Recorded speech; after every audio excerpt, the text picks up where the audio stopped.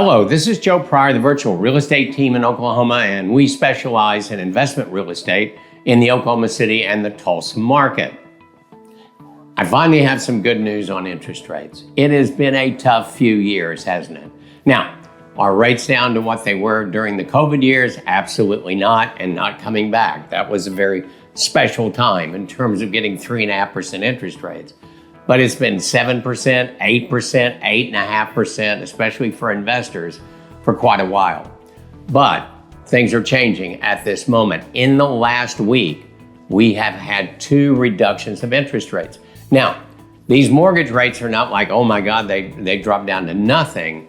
But on last Friday, they went down 1/8 of a point. And then just a few days ago, they went down another 1/8 of a point. And this is important because we haven't seen prices or mortgage rates go down in quite a while. And so I'm very excited about it because we're going into peak season right now for investors. In other words, if you're wanting to buy and close, it's March now and close in April or May or June or July, this is perfect timing. This is where demand is absolutely at its highest. So it's welcome to see these rates go down. Now, what you're going to have to do is you're still going to have to buy down the interest rate in order to get it down to a level, and you have to pay points for that. Now, I can do another video on that, but I'd rather have a Zoom meeting and try to explain it to you in person. But here's the situation. You're going to get from any builder, or in fact, even if it isn't a builder, from any individual that owns a home, you can ask for a closing cost allowance. So for instance, if you're talking about a $300,000 house and you're an investor, you can get $6,000 maximum in a closing cost allowance. And that closing cost can go to the interest rate buy down. So right now in investing in real estate, you need to put about 25% down. The 20%, it's really tough to make that work unless rates go down about a whole percentage point. But let me tell you where we are right now.